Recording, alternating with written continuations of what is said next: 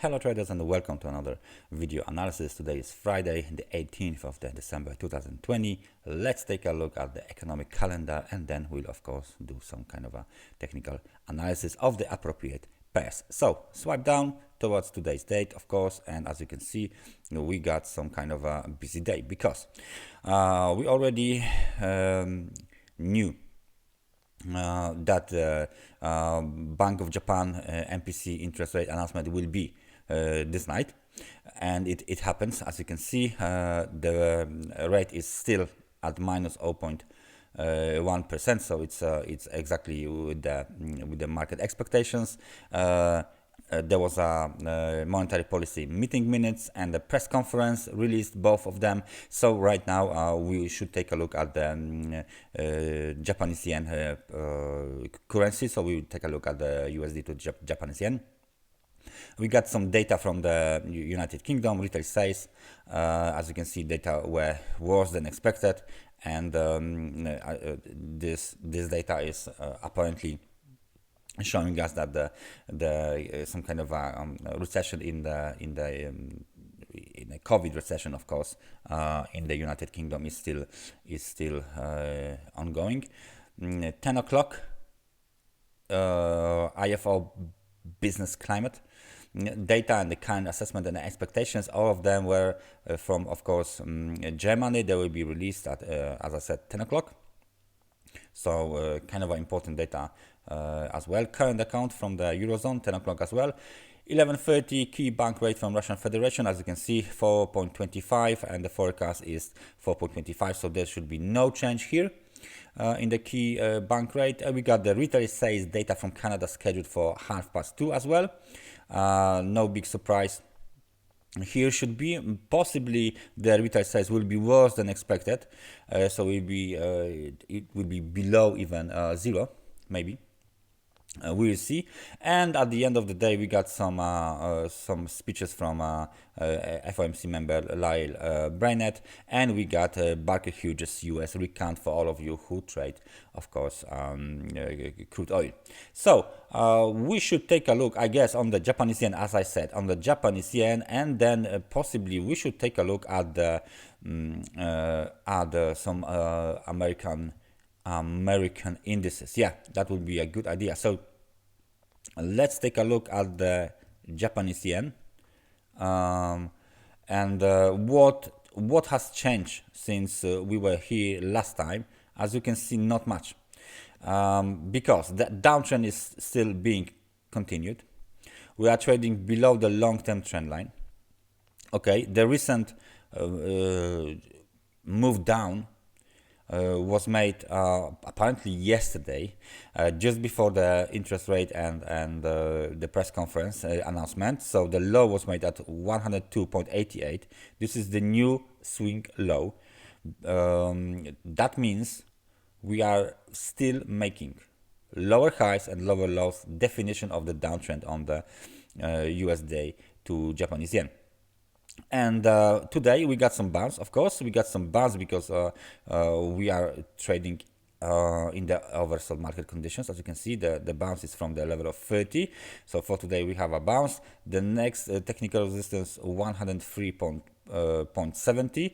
Worth to keep an eye on this, and 104.02. This is the next technical resistance as well. The key technical resistance, it's still seen at the level of 105.76, 106.13 pips, and this is the zone, as you can see here. As long as the market trades below this zone, the long-term outlook for the US dollar to Japanese yen is bearish. We are still getting lower prices. We are still continuing this downtrend. So that's the USD to Japanese yen. Let's take a look at the SP500 to see what is going on there. We should have pretty much new highs made yesterday. Yes, there you go. We got the new highs. New highs were made at the level of 3,724. But as you can see, this candle is not really a bullish one. Not too much volatility, not too much pressure from the bullish side. So right now we can just delete this trend line. but still we are on all-time highs on the S&P 500 index, and this index is getting close to the overbought conditions again. So please pay attention to this last move up, because for me it looks like we got 1, 3, 2, 3, 4, 5 waves up, almost completed. So if we are trading so high above 3,700 level, this is the good level to apparently take some profits off the table and maybe cause some kind of a pullback, or maybe even a horizontal move somewhere here. The next technical support is of course 3,674 and 3,640, but as long as this market trades above this zone here, this green zone, 3,529, 3,548, the outlook is still positive. The outlook is still bullish on S&P 500. Let's see Dow Jones. Let's see the Dow Jones Industrial Average. What do we have here? Well, very interesting situation. Let me just zoom in. As you can see, for last 1, 2, 3, 4, 5, 6, at least 1 week, or even more.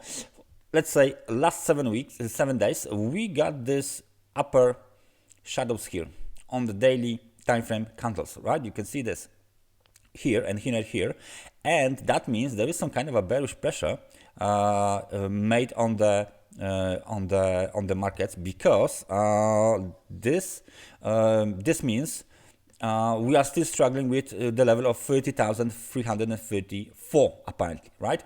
There is no breakout, there is no market, there is no candle close above this level, so the market is clearly under the pressure. Moreover, this is some kind of a price pattern that looks, let me just zoom out, that looks like a rising wedge. Okay, so we can very easily move lower out of this wedge towards, of course, the key technical support, 29,197 or 28,959. So this is the zone again, like in the S&P 500. We can hit this zone very quickly if we move out of this wedge. So please pay attention on this on the current developments on the Dow Jones. 30,055, 30,108 is the intraday technical support for the bulls, and as soon as we get out of this wedge, then I think the sell-off will accelerate. So the last one will be Bitcoin. Why Bitcoin? Because it's making new all-time highs. As you can see, this wave, the wave number 5, is still in progress. Let me just zoom out a little bit. There you go. We got wave 3, wave 4, and we're still developing wave 5. The next target seems to be at the level of 24,000. So let's just 24,000. Let me just copy one of these lines, and this is 24,000 somewhere here. So we almost hit it anyway. That's the target. That's the technical resistance, 24,917. I think that might be some kind of technical resistance. All the projection level from the Fibonacci extensions. So it's probably a Fibonacci extension.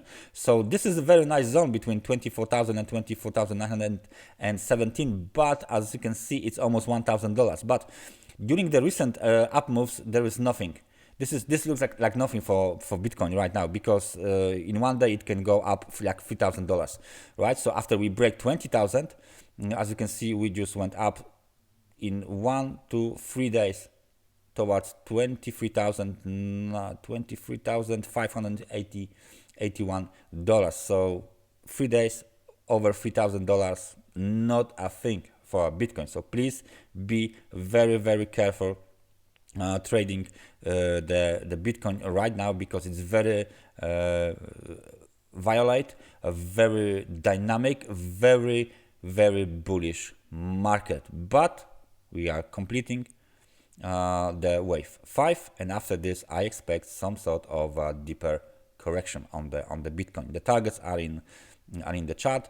For the fifth wave, we got wave 1, wave 2. Now we are in the third wave. We need subwave 4 and we need subwave 5 in order to complete the wave 5. So I think the target will be a little bit higher, and then we can start to develop some sort of correction towards the lower levels. We will see where these lower levels will be. For now, the 20,000 is the main technical support for Bitcoin.